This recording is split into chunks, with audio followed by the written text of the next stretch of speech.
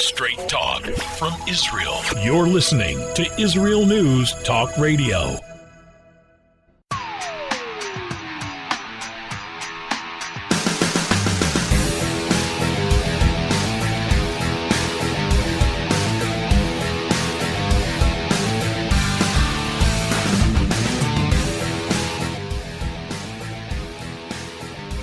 Who benefits more from peace? Israel or the Arab countries? Well, today that's what we're going to be talking about here on the Tamar Yonah Show. We're going to be speaking with Dr. Mordechai Kedar, and we're going to dissect exactly what is happening right now here in the Middle East, because a lot of things are developing.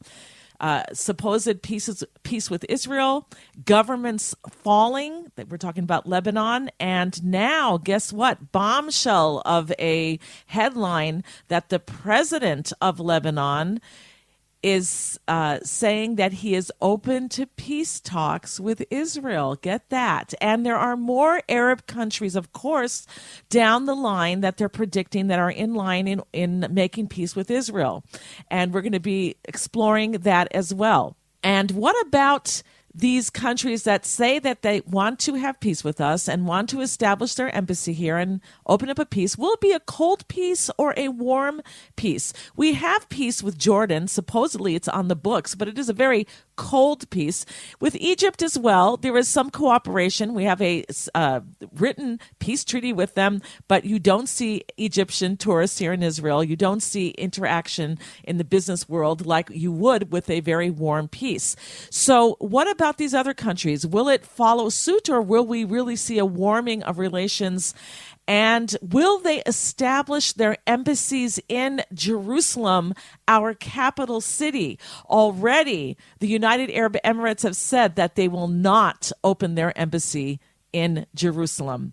So which country, how will they be responding to us in this quote-unquote peace that they're looking for with us? Will it be warm? Will it not be? And who is the peace going to benefit more? Israel or these other Arab countries? Now, I welcome peace with everyone. Israel has always held its hands out to peace, and this is a good thing, but it's also at a cost to Israel, and we're going to explore that as well on this show. If you love what we do, if you love our bold and unique radio that you won't hear anywhere else coming out of Israel, consider supporting us. Go to our webpage at israelnewstalkradio.com and press on the donate button and partner with us.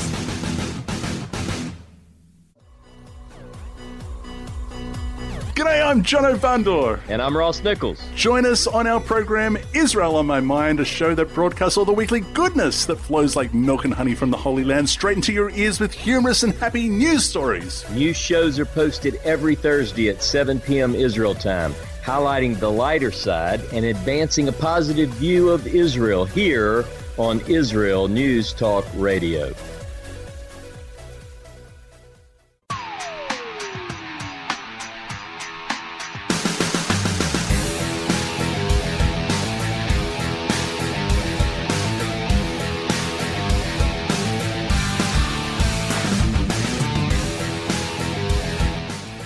All right, who benefits from peace more, Israel or the Arab countries?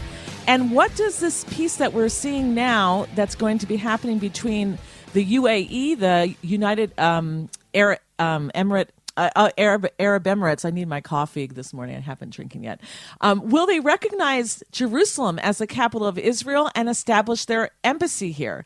And which country or countries will be the next to establish peace? And how warm will that peace be? Well, our guest today is Dr. Mordechai Kedar. He's a senior lecturer at Bar Ilan University. He was a lieutenant colonel in the Israel Defense Forces military intelligence. He's an authority on Islamic movements, gender issues in Islam, the Arabic mass media, politics, and culture in Arab societies. He's frequently interviewed on Israeli TV news shows regarding the Arab world, and he's here today to answer our questions. And you can visit his website at mordechaikedar.com. israelisrael.com. And we will post that link on our webpage where the show is podcasted. Welcome to the show, Dr. Mordechai Kedar. Tamar, it's my pleasure and honor to be here in your show. Well, ditto. I was really looking forward to it. When I booked you for the show, I was really excited. And I wanted to originally ask you about the huge explosion that took place in Lebanon, and we will get to that. But first, we're going to talk about this surprise headline and surprise deal that came about last week with U.S. President Donald Trump's enabling of a peace treaty between the UAE and Israel. And this was a surprise. Nobody expected this. It came out of nowhere. And most people are very, very excited about this. Some, on the other hand, are saying that it cost Israel a huge price. So I'd like, if you can, to give us the pros and cons of a peace with the UAE and where it could take us. Well, first of all, I wouldn't put it as came from nowhere because, as you could see through the last few years, there were Israelis who visited the Emirates. They hosted Israeli sports teams in all kinds of international events. The ministers of Israel visited in the Emirates. So it didn't come from nowhere. If Indonesia, for example, Malaysia, Islamic countries would make peace with Israel, like this might come from nowhere, but the Emirates definitely not like this. However, there are good points and some challenges with this peace. First of all, the good points. It's another country, Arab country, which is off the list of the countries which are hostile to Israel and joined the list of the Arab states which actually join Israel. And not only peace with Israel, it's also normalization, because in Arabic there is a big difference between peace, which is non-belligerence, more or less, and normalization means everything. Tourism, economy, academic exchange, culture exchange, whatever exchange you can think about, there will be. So if this really materializes into a normalization, this is much more than the peace which we have with Egypt and with Jordan. So this is another good question, or good point. It is against the Palestinian approach. Both the Fatah and Hamas are totally, overwhelmingly against this kind of peace between Israel and any Arab country. And they consider this peace with the United Arab Emirates as a stabbing in the back by the Emiratis. But the Emiratis couldn't care less about the Palestinian issue. They even question if the Palestinians really want peace with us. So let them cry, and they really don't care about the Palestinians. There is a chance, another point is that there is a chance that more countries will follow the Emirates, like Oman, Saudi Arabia maybe, Kuwait. Tunisia might resume the relations which it had with Israel in the past. Morocco, where Israelis can go whenever they like. So it is breaking the psychological barrier, which is very important in the context of the Arab world. Another good thing is that it's another nail in the coffin of the decisions of the Khartoum Convention of the Arab League in August 1967 of the three no's. No to recognition in Israel, no to negotiations with Israel, and no to peace with Israel. So here you see another Arab country which breaks these no's and goes forward with Israel.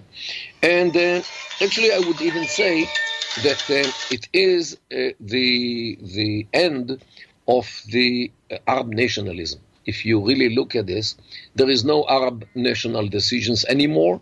The Arab League is dysfunctional, and this is another good thing. And the last good point is that there is a chance that more Jews will vote for Donald Trump in November if he promotes, if he will be viewed as the person who promoted the peace between Israel and the Emirates and maybe more countries. After all, there are some Jews in the United States who do care for Israel, and they will might vote for Trump in November, and this is very important. I just want to say here that they're talking about giving Trump or nominating him for the Peace Prize now, and this can also help Netanyahu if we go to elections in November, because Gantz would never have been able to pull off anything like this. Well, what I heard today and yesterday is that there is some kind of peace between the Likud and Kahol Lavan. So we might not be in elections in November, but Trump definitely is. So this might promote the chances of Trump, especially if he will get the Nobel Prize for Peace. However, aside these good points about this peace, there are some very problematic points. Okay, you know what? Wait. Before we get to that, because we only have another 4 minutes left to this segment, I want to ask you something that you said. You were saying that in the Palestinian Authority, the Hamas and the Fatah were against this, yet Israel's price that we've had to pay in this peace deal is that we are not going to apply sovereignty over parts of Judea and Samaria that the Prime Minister promised us in the last elections. We've had to stop that, and that only helps the Fatah and the Hamas. So why would they be against that? Explain that to our listeners. No, they don't think that the annexation of the sovereignty would ever be because of the objection inside Israel.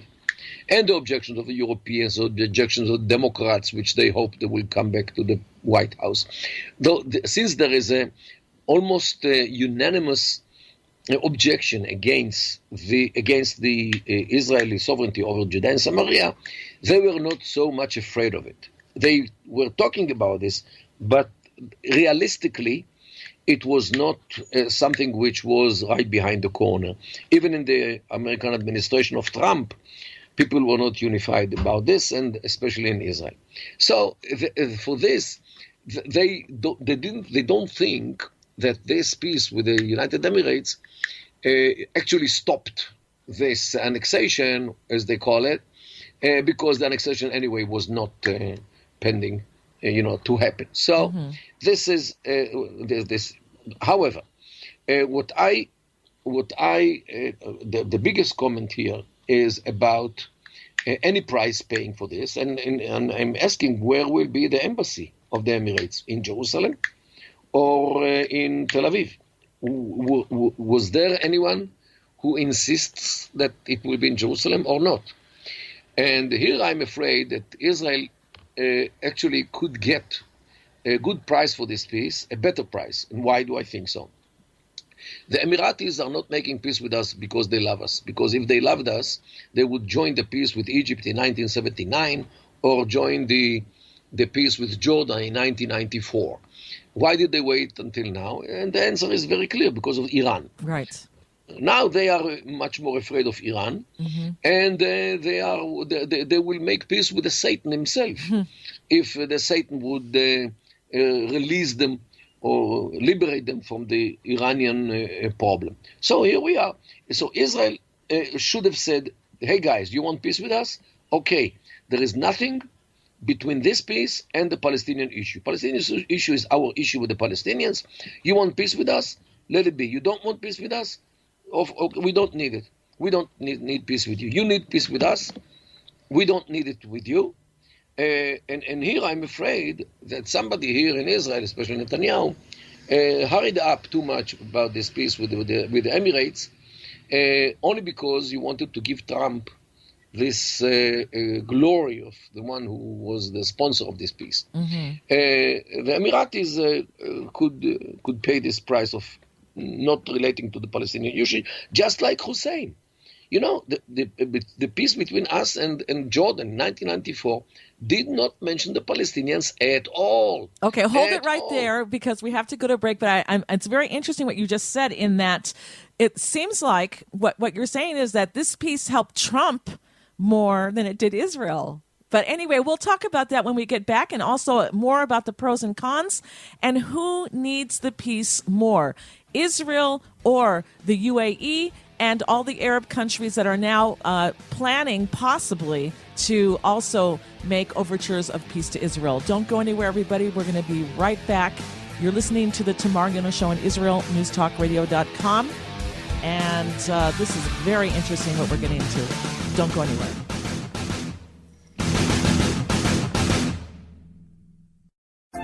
Hi, everyone. This is Andrea Simento from Jerusalem, inviting you to drop everything and join me on my show, Pull Up a Chair. We'll visit this week's quirky stories, meet fabulous guests, and discover my Israel. Together, we'll laugh, shout, and explain the topics that make us say, hey, we've got to talk about that.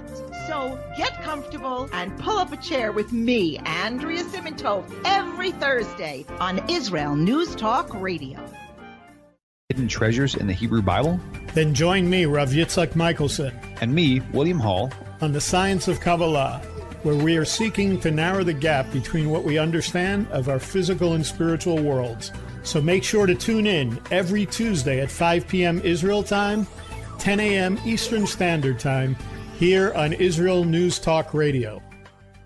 Psalm 23, the Lord is my shepherd, I shall not want. Did you know this psalm and many others were composed by a Jewish shepherd and musician who later became a king? Would you like to know some of the inner meanings of psalms to help you connect with God and strengthen your soul? An exciting and easy-to-read book is now available which will help you do just that. Software for the Soul, Psalms for Everyone, available on Kindle, Audible, and Amazon.com. Software for the Soul.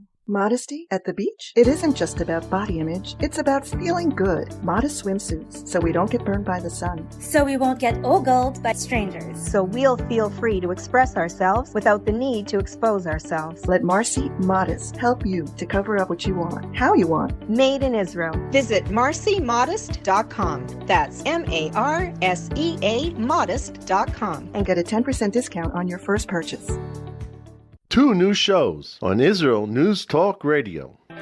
The return of the Jewish people to the land of Israel was prophesied in the Bible thousands of years ago and is coming true today. Shalom. Join me, Josh Wander, on Israel Unplugged. Listen in as we delve into the spiritual and physical aspects of the Jewish return to Zion. We'll discuss the biblically mandated, historic, and of course practical understandings of this incredible transition from exile to redemption. That's Israel Unplugged, every Monday on IsraelNewsTalkRadio.com.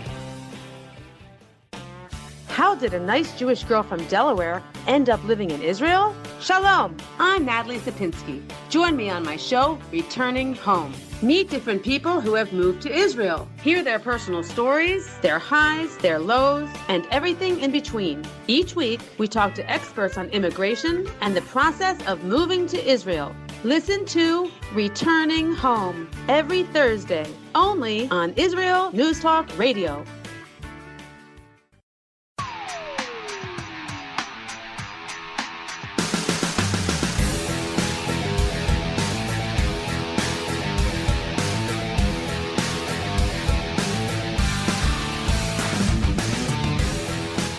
All right, we're back here at the Tamar Yonah Show on IsraelNewsTalkRadio.com, and our guest is Dr. Mordechai Kedar. He is joining us and talking about the new peace overtures here in the Middle East between the UAE, the United Arab Emirates, and also more countries possibly to follow. And so who does this peace benefit more, Israel or these Arab countries that have made peace with Israel? And so we're asking these questions. And Dr. Kedar, when we ended in the last segment, you were saying that this has helped Trump a lot in his upcoming November elections. In fact, some people are talking about nominating him for a peace prize in this. And you were also saying that Israel has lost in the sense, number one, of applying sovereignty at this point. after the elections when the prime minister promised us this, and also that the UAE has come out and said that we won't establish an embassy in Jerusalem, that they're going to be doing it probably in Tel Aviv, and this is a hit towards Israel. Well, and this is what I mean by negotiating in the Middle East. And unfortunately, Netanyahu has no experience or knowledge about the culture of the Middle East, because here the negotiations are something different from what Westerners think. Here they have different rules because it's a different culture. Another point is, a problematic point, this is that we don't have an agreement yet. All we have are some declarations by Trump, by Netanyahu, and by Mohammed bin Zayed. The problem is that when you sit down to formulate the agreement, there might be difficulties.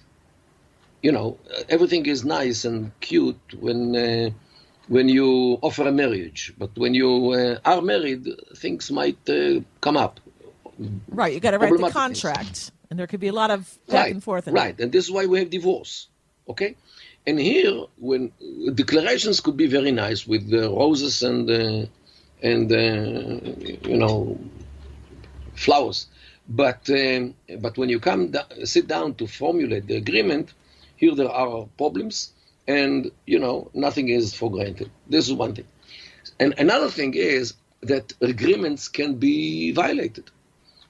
Don't forget that we had an agreement with Qatar, another emirate in the Gulf, and there actually was an Israeli official, not an embassy, but a commercial office in Qatar with an Israeli flag on it in the street. And this was until 2000, when the second Intifada erupted. The Qataris just violated the agreement and kicked out the Israeli representative there, a guy named Eli Avidar, who is today Knesset member by Israel Beitenu. Okay, so agreements can be violated. And here we are paying with the sovereignty for a paper which bears the headline peace.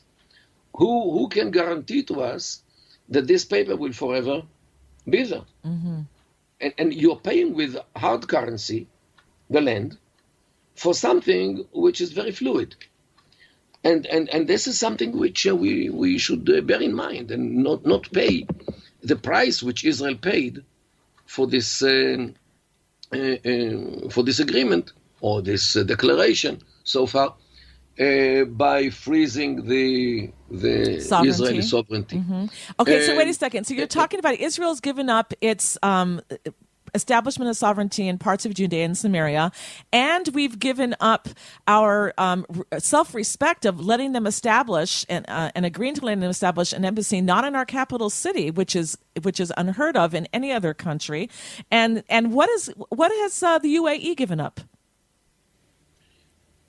No. They first of all, the fact that they give Israel a recognition, as I said, it's a good thing. Yes, but as you said, it's just words. They haven't. There's nothing hard core that they've given up. So what? No. For them, it is hard because they are Arabs and they feel as a part of the Arab world, and here they are acting clearly against the decision of the Arab League of 1967.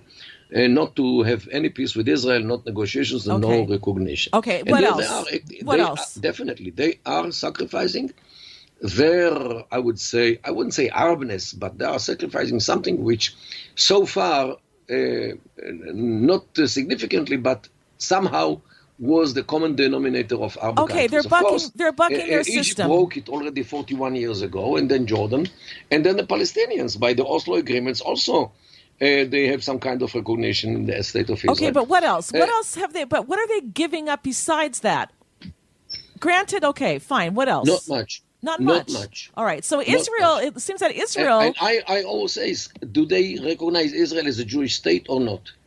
And this is very important question because if they say that Israel is the state of the Jews, it means that they actually say that Israel should forever be the state of the Jews means all the refugees, the Palestinian or the Arab refugees who ran away from this country in 1948 will find the solution somewhere else because this is a Jewish state.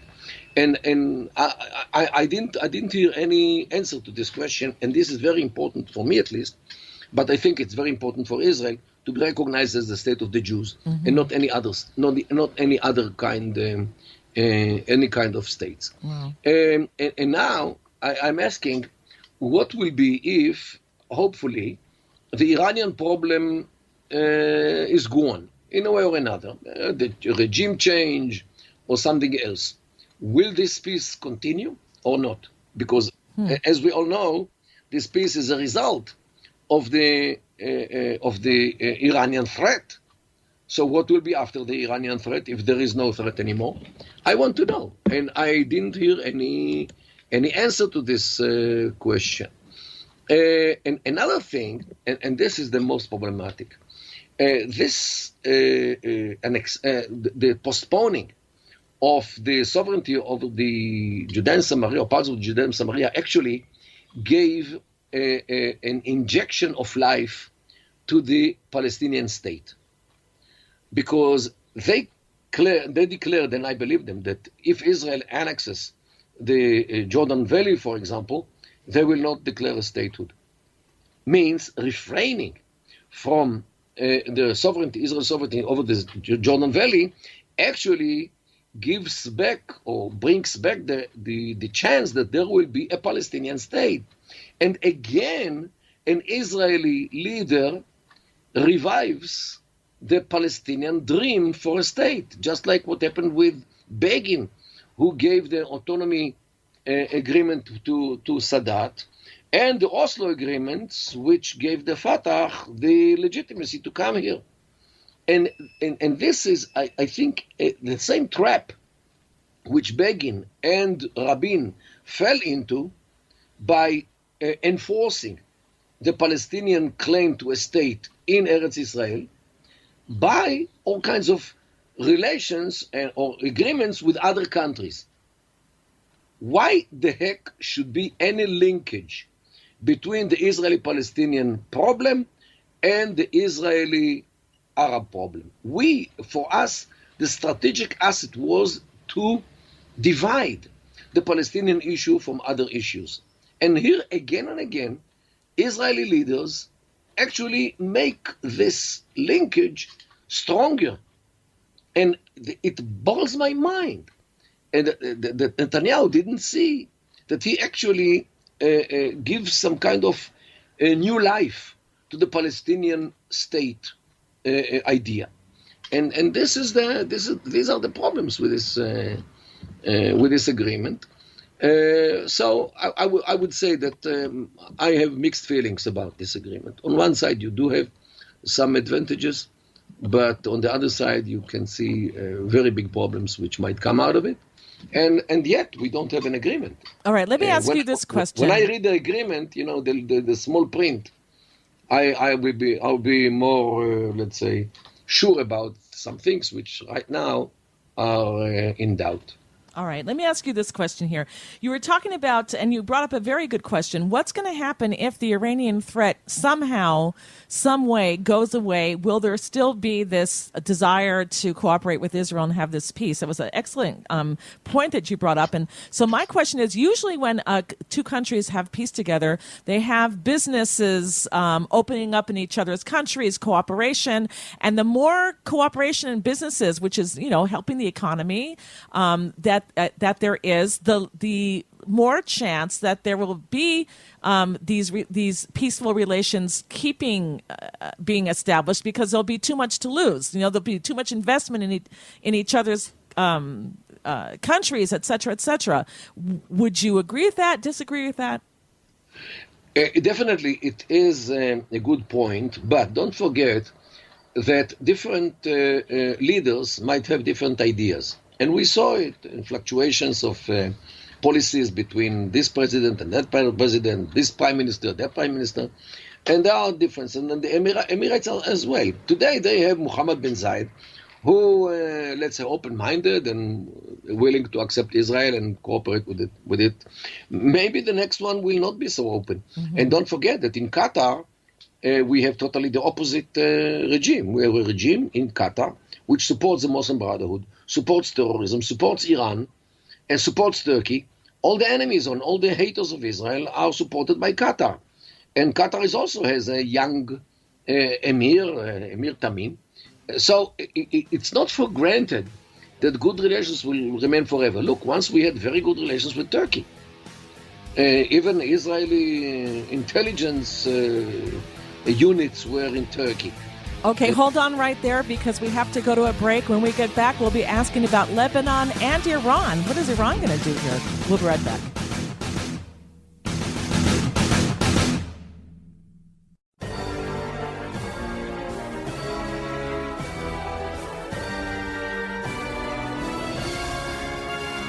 Leap of Faith with Penina Taylor.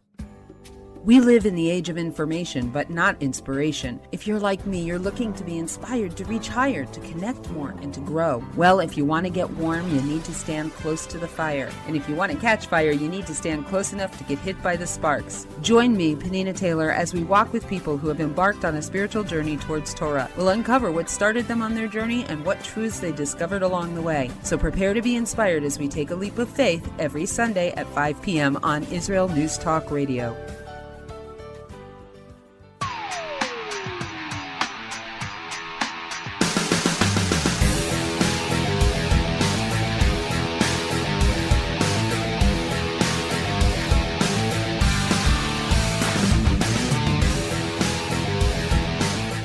All right, we're back here at the Tamar Yonah Show on IsraelNewsTalkRadio.com, and we're talking about who benefits from peace more, Israel or the Arab countries that agree to have peace with Israel. And our guest is Dr. Mordechai Kedar, and he's talking to us about the pros and cons of this newest development of talks of peace between Israel and the United Arab Emirates. And now we understand that there are other Arab countries that may be following, including Oman, Saudi Arabia, Kuwait, Morocco, and now even a bombshell of a headline reported that I saw on Arutz Sheva, IsraelNationalNews.com, saying that the president of Lebanon has now said that he is open to peace talks with Israel. So where does this all take us? Who's benefiting more? And Dr. Kedar, you were saying in the last segment that your worries about this will the UAE recognize Israel as a Jewish state and these other countries that may follow them? Will the peace continue even if the Iranian threat is diminished? And why do we always have to involve the issue between Israel and the Palestinian Authority in our talks with other countries? So saying all of this, and we're seeing what's happening now. I mean, Iran, there are people in their own country that want to overthrow their government. They're sick and tired of it. They've got the People's Revolution there, though it's not that strong right now.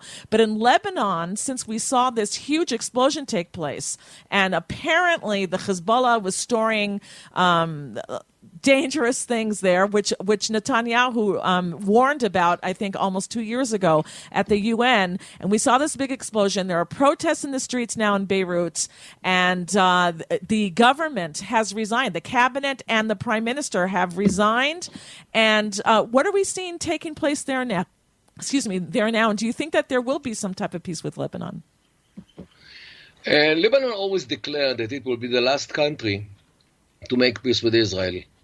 Because the Lebanese regime always was fragile. And they knew that there are elements inside Lebanon who are against peace with Israel, especially the Shi'i community since 1980, since the revolution in Iran. So they are cautious about this because they are afraid, especially today when Hezbollah actually controls the country. And to a degree that they can do in the harbor of Beirut, whatever they like, even store dangerous things, as you mentioned.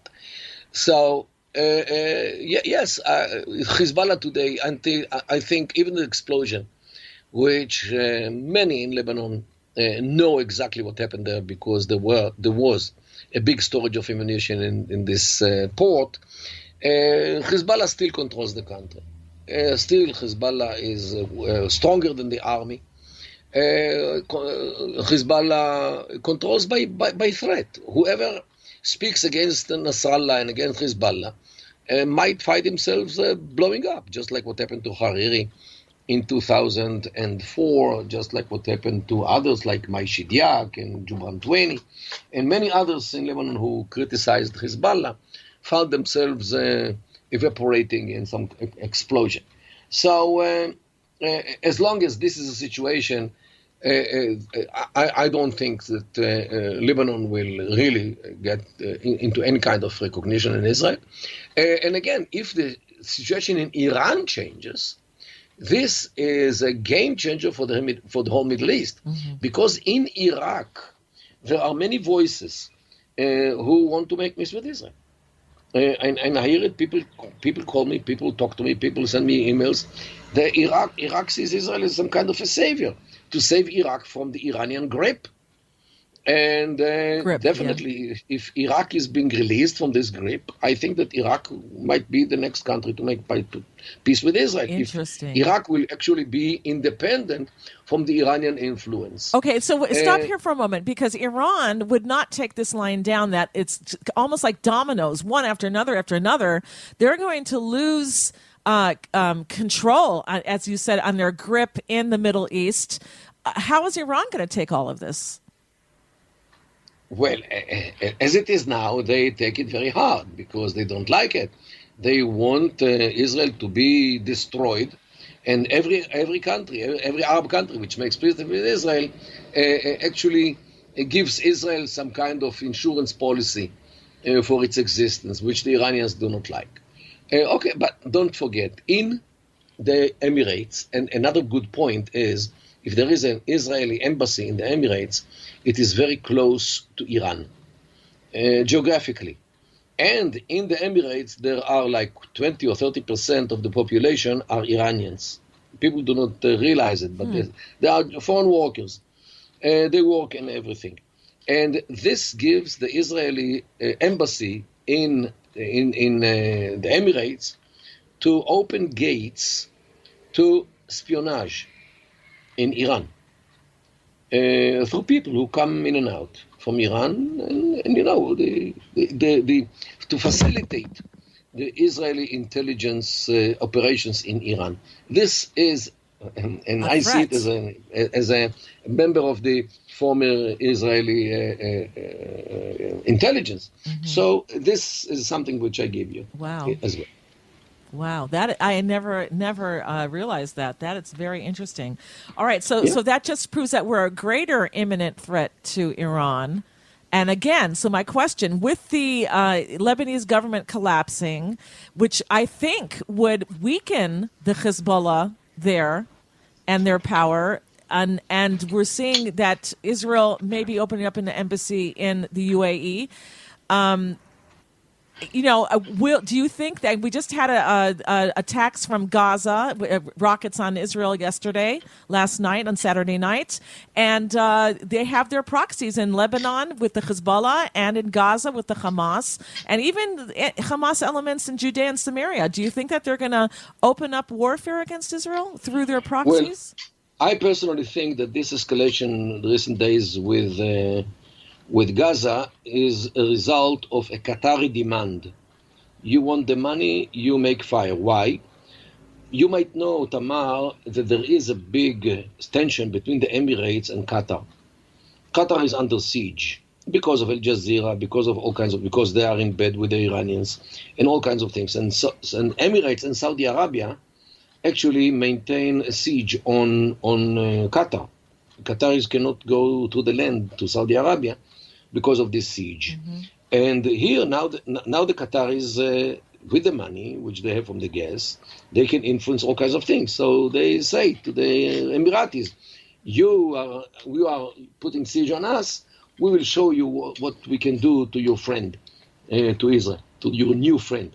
And in my view, this is the reason of the recent days fires around Gaza.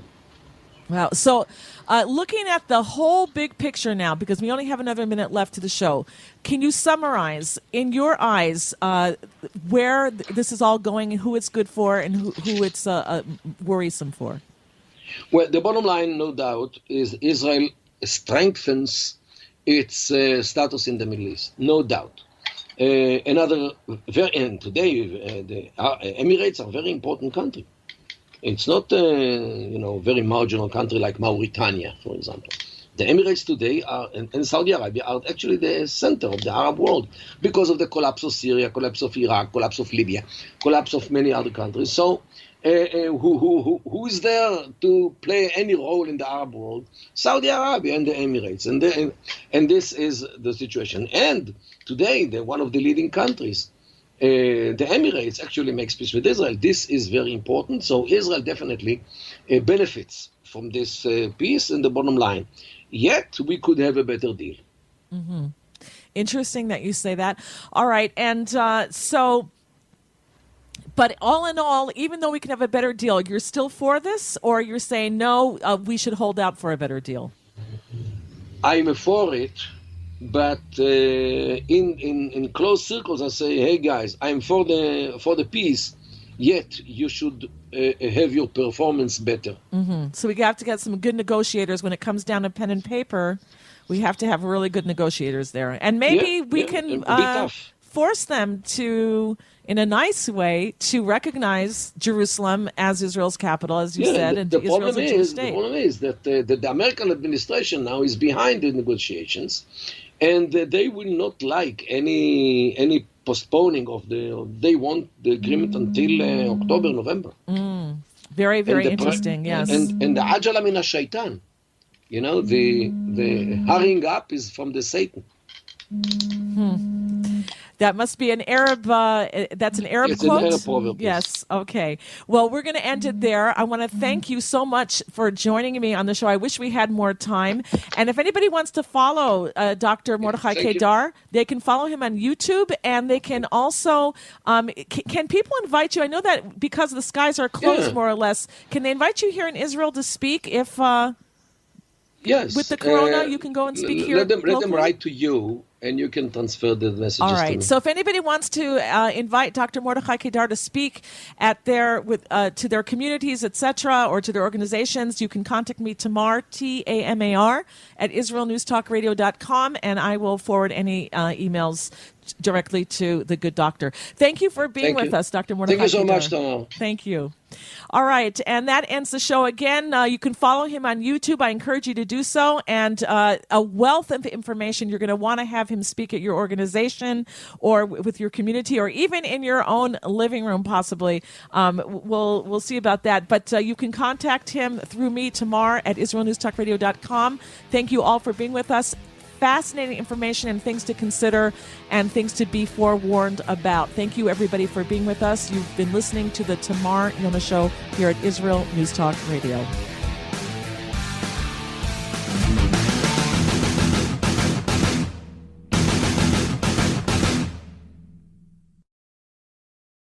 If you love Israel News Talk Radio, then you'll love our Facebook page. We keep you up to date on what's happening in Israel, plus little surprise treasures that we don't share on the radio. Go now to follow us on Facebook. Just look for the Israel News Talk Radio Facebook page, and don't forget to subscribe and follow us by clicking on the like button. We post great stuff there that you'll want to share. Israel News Talk Radio on Facebook and Israel News Radio on Twitter. If you're hearing this message, everyone else can too. Advertise with Israel News Talk Radio and get your message out to people. We'll build a personalized package for you.